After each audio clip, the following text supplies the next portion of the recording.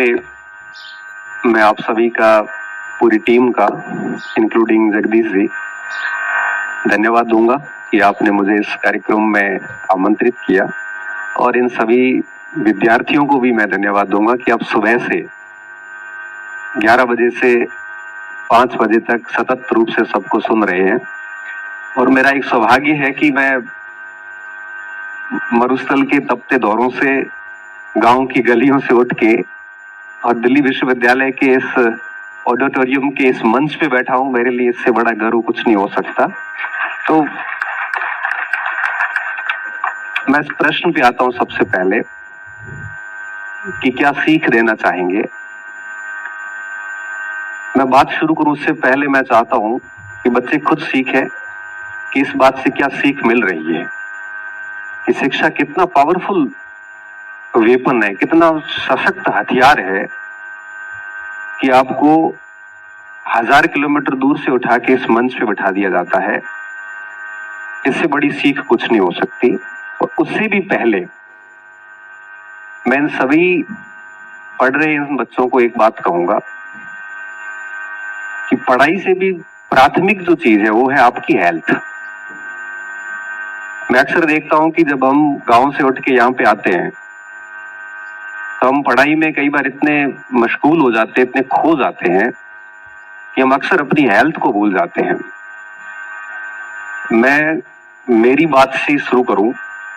Sir 2009 में मैं भी दिल्ली आया था और इसी मुखर्जी नगर नेहरू विहार की गलियों में यहाँ पे आईएएस के सपने लिए हुए आया था। हो सकता है कि ये बात बहुत काफी पुरानी होगी, अब हो सकता है कुछ चेंज हो गई हो। मैं जब आया था यहाँ पे तो बहुत फिट था, लगभग 60 किलो भार था और 15 का हीमोग्लोबिन था। ये बात मुझे इसलिए पता है कि मैं असिस्टेंट कमांडेंट का फिजिकल देके आया था तो मुझे सारे मेजरमेंट याद थे। एक अच्छा नेशनल एथलेटिक्स रहा हूं सर। और जब मैं वापस गया तो मेरा भार 43 केजी था और हीमोग्लोबिन 8 पे था और जाके सीधा हॉस्पिटल में एडमिट करवा दिया गया। और एक ऐसी बीमारी लेके गया जो आज भी है, हर दिन 4 टेबलेट आज भी खाता हूं, पिछले 17 साल से खा रहा हूं और आगे जितना जिंदा रहूंगा तब तक मैं वो टेबलेट्स खाता रहूंगा। ये बीमारी इस दिल्ली की देन थी। तब मैं कई बार कहता हूं कि हम यहाँ पढ़ाई के इस सिलसिले में यहाँ पे आते हैं और हेल्थ को भूल जाते हैं। परिणाम ये निकलता है कि हेल्थ को आड़ में रख के हम किसी भी मंजिल को अचीव भी कर लेंगे, फिर शेष पूरी जिंदगी आप हेल्थ के लिए काम करते रहोगे, हेल्थ की सेवा करते रहोगे, आप अपनी जिंदगी जी नहीं पाएंगे। तो आपको मैं सबसे पहली सीख जो देना चाहूंगा, जैसा कि भाई साहब ने कहा, मैं यही कहूंगा कि पढ़ाई हो तो ठीक है, कर लिया करे जैसी हो आपको, क्योंकि जिंदगी में पढ़ना जरूरी इतना नहीं है जितना कि स्वास्थ्य होना जरूरी है। तो अच्छा खाइए पिए, अच्छी तरीके से फिजिकली एक्टिविटीज करिए, किसी भी सूरत में स्वास्थ्य के साथ कोई कॉम्प्रोमाइज मत करना।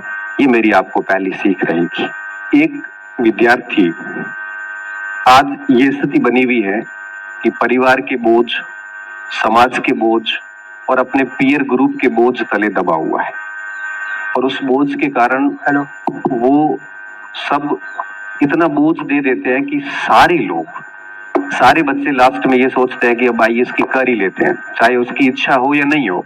जी सर। अब किसी को मास कम्युनिकेशन में जाना है लेकिन नहीं, घर वालों ने कह रखा है कि यूपीएससी करना है तो वो जबरदस्ती यूपीएससी करता है। दबाव है। किसी को स्पोर्ट्स में जाना है, किसी को राजनीति में जाना है, किसी को आर्ट्स कला क्षेत्र में जाना है, किसी को अपनी हॉबीज को, बहुत सारे ऐसे फील्ड्स हैं जहां जाना चाहता है स्टूडेंट। लेकिन दबाव इतना होता है कि हर कोई यूपीएससी के बारे में सोचना शुरू करता है। और मैं ये मानता हूं कि आप बेहतर वहीं कर पाएंगे जो आप अपने मन से करते हैं। अगर आपकी स्किल मास कम्युनिकेशन के टाइप की, आपको चाहते हो कि आप मास कम्युनिकेशन में जाए, जर्नलिस्ट बने, तो मुझे लगता है कि स्टूडेंट को उस ओर जाना चाहिए, क्योंकि आप किसी भी फील्ड में बढ़िया कर सकते हैं। मैं आज आईएएस नहीं हूं, मेरे से यूपीएससी नहीं हुआ, मैंने भी 4 अटेम्प्ट लिए, मेंस लिखे, सारा हुआ नहीं हुआ। मैं एजुकेशन में आता हूं और एजुकेशन में ठीक कर रहा हूं, मैं मेरे प्रोफेशन से बहुत खुश हूं। इसलिए मेरा यह मानना है कि आईएएस बनना करना कोई जिंदगी का एक इतना बड़ा सबका लक्ष्य नहीं होना चाहिए। आपको जो ठीक लगता है, आप किसी भी फील्ड में अपनी पहचान बना सकते हैं, किसी भी फील्ड में। तो सभी विद्यार्थियों को मैं कहना चाहूंगा कि आपका मन क्या कहता है, समाज क्या कहता है ये जरूरी नहीं है, आपका मन क्या कह रहा है। अगर आपका मन कह रहा है कि मुझे शिक्षा के क्षेत्र में जाना है, कई बच्चे सर इतने सुलझे हुए मेरे पास आते हैं कि सर मेरे पास दो विकल्प हैं, एक हायर एजुकेशन है, एक ये विकल्प है, मुझे सर दोनों ही अच्छे लगते हैं, किस और जाना चाहिए। तो मुझे लगता है कितना सुलझा हुआ व्यक्ति है। और मैं ये स्पष्ट मानता हूं, जो व्यक्ति अपने निर्णय को लेके बहुत क्लैरिटी है, उसके सुलझा हुआ व्यक्ति है, वो उस फील्ड में बहुत आगे कर जाएगा। अभी आप सुबह से सुन ही रहे थे सभी लोगों को, आपने कौशल्या देवी को भी सुना, रूमा देवी को सुना, ये कौन से आईएएस है। अब मुझे अभी सुन रहे, मैं कौन सा आईएएस हूं। तो जीवन का केवल एक यही मोटो नहीं होना चाहिए कि बस मैं आईएएस बन जाऊं। और अगर हम ये सोच रहे हैं कि आईएएस बनने से सारे सुख मिल जाएंगे, तो बहुत गलत सोच रहे हैं आप। क्योंकि हमने आईएएस को भी आत्महत्या करते हुए देखा है, और हमने गांव के किसान और मजदूर को खुश रहते हुए देखा है।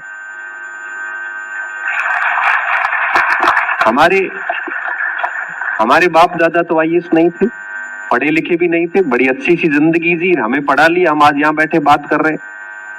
और ये बात हम सब पे लागू है, सर आप पे भी लागू है, मेरे पे भी लागू है, भाइयों पे भी लागू है, और आप सब पे भी आगे जाके लागू होगी। तो पहली चीज जो आपने पूछी, मैं यही कहूंगा कि केवल यूपीएससी ही जिंदगी नहीं है। कईयों की लाइफ बर्बाद हो जाती है, एक रिजल्ट दिखता है, उसके पीछे लाखों रिजल्ट नहीं दिखते, लाखों जीवन बर्बाद हो जाते, मैंने ये भी देखा है। ठीक है, एक दो अटेम्प्ट मन होता है तो बढ़िया ले लो, अगर होता है तो ठीक है, नहीं तो कम से कम आपकी जो इच्छा है वो काम करो। लोग क्या कह रहे हैं उस पर हमें कभी नहीं जाना चाहिए, हम कभी नहीं कर पाएंगे, केवल समय खराब करेंगे। दूसरा आपने पूछा कोचिंग की भूमिका, आज की ये समस्या बनी हुई है सर, 12th होते ही फाउंडेशन बैच, कोई पता नहीं क्या क्या नाम से बैच चलते हैं। मैं विद्यार्थियों को हर बार कहता हूं, मैं मेरी कॉलेज की क्लासेज में भी ये बात कहता हूं कि 12th करने के बाद अगर आपको चाहिए कि आप एक बेहतरीन व्यक्ति हो, आपका शानदार व्यक्तित्व हो, आप मंच पे बेझिझक अपनी बात रख सके, आपको एक शानदार एक्सपोजर चाहिए, तो आप रेगुलर कॉलेज जाइए, नियमित कॉलेज की क्लासेस पढ़िए। क्योंकि जो एक टॉपिक होता है, उस टॉपिक को जो कॉलेज का प्रोफेसर पढ़ाएगा 10 दिन 15 दिन 20 दिन लेके पढ़ाएगा, वही टॉपिक आप कोचिंग में जाओगे तो वो 3 दिन में पूरा कर देगा, और सिर्फ परीक्षा के पॉइंट ऑफ व्यू से पढ़ाएगा। अब परीक्षा के पॉइंट ऑफ व्यू से आपके अंदर कभी आइडियाज नहीं आएंगे, आप रट के केवल परीक्षा पास कर सकते, आप किसी भी विषय पे बात नहीं रख सकते। और मैं उदाहरण देता हूं कि कोई खिलाड़ी है, कोई क्रिकेट का खिलाड़ी है, वो कोच के पास कब जाता है, वो कोच के पास शुरुआत में नहीं जाता, वो पूरा गेम सीखने के बाद कोच पे जाता है कि मैं अब स्किल में क्या सुधार करूं। आपको कोचिंग की इच्छा ही होती है तो आप पूरा सीखने के बाद, सारा अपने आप को तैयार करने के बाद आप कोच के पास जा सकते हैं कि अब और क्या गुंजाइश है मेरे अंदर सुधार की। तो वहां थोड़ा सा आपको फायदा हो सकता है, वहां आपको पता चलेगा कि कौन शिक्षक ठीक है, कौन किस लेवल से पढ़ा रहा है। 12वीं पास कोचिंग जाने का सीधा सीधा मतलब यह है कि आप अपनी एक व्यक्तित्व विकास की उस पूरी स्टेज को खो रहे हैं जो आपको भुनानी चाहिए थी।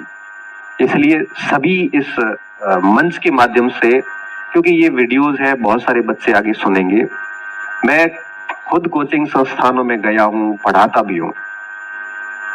मेरा एक पर्सनल ओपिनियन ये है कि जो स्टूडेंट कॉलेज का रेगुलर विद्यार्थी होता है, मैंने यहाँ पे, मैं चाहता तो मेरे यहाँ पे 4 बच्चे हैं जो डीयू में पढ़ रहे हैं, 2 भतीज पढ़ रहे हैं, 2 भांजे पढ़ रहे हैं यहाँ पे। मैं चाहता तो उनको अच्छी कॉलेज कोचिंग के अंदर एडमिशन करवा सकता था, मैंने कहा नहीं, आप 3 साल 4 साल नियमित कॉलेज जाओगे। तो मुझे वो कई बार कहते हैं सर मैं कॉलेज आने जाने में रह जाते हैं, हमारी पढ़ाई नहीं हो पा रही है।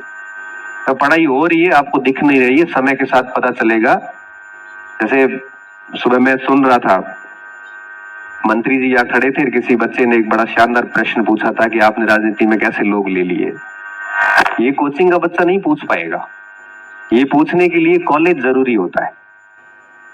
तो मैंने कहा नहीं, आप पढ़िए, कॉलेज पढ़िए, 3 साल कॉलेज में मेहनत करिए, हर एक प्रोफेसर को सुनिए, हर एक किताब पढ़िए, सिलेबस को अच्छे से पढ़िए, उसके बाद में फिर आपको कहीं लगता है कि नहीं मुझे कुछ पोर्शन के लिए कुछ चीजें देखनी है तो अलग इश्यू है। बाकी 12वीं पास कॉलेज अपने आप में मुझे तो कब्रगाह जैसा लगता है, बुद्धि की कब्रगाह जैसे कह सकते हैं। तो बच्चों को बचना चाहिए, इस सिस्टम से बचना चाहिए और बैक टू क्लास, वापस कॉलेज से जुड़ो आप, और कॉलेजेस में आपको पढ़ो आप अच्छी तरीके से, तो निश्चित तौर पे आप केवल ज्ञान ही नहीं बढ़ेगा बल्कि आपके व्यक्तित्व का विकास भी होगा। क्योंकि कॉलेज के जो शिक्षक होते हैं वो केवल नॉलेज पास नहीं करते हैं, बल्कि वो हर क्लास में 15 से 20 मिनट 10 मिनट तक जीवन जीने की शिक्षा भी देते हैं। वो आपको हर दिन समझाते हैं कि क्या करना है क्या नहीं करना है आपको। वो आपको हर दिन बताते हैं कि फ्यूचर में क्या क्या चीजें होती है, पास्ट में क्या हुआ था। वो आपको हर दिन बताते हैं किसके साथ कैसा व्यवहार करना है। वो आपको हर दिन इन चीजों पे बात करते हैं कि आप एक अच्छी नागरिक कैसे बन सकते हैं। कॉलेज के शिक्षक केवल पुस्तक थोड़ी पढ़ाते हैं, कॉलेज के प्रोफेसर आपको जीवन जीना सिखाते हैं। जीवन जीने की ये बातें कोचिंग में कभी नहीं आ सकती। इस वीडियो में मैंने आपको अवगत करवाया है, बताया है मरुधरा मंथन, दिल्ली यूनिवर्सिटी, डॉक्टर गणपत सिंह राजपुरोहित का संबोधन, जो अपने आप में एक जीवन बदल देने वाला एक सराहनीय है। आप इसे पूरा सुना है, इसलिए आपके जीवन में कुछ समूल जरूर परिवर्तन आएंगे और इसे जरूर फॉलो करें। नए हैं तो चैनल को सब्सक्राइब करें। धन्यवाद।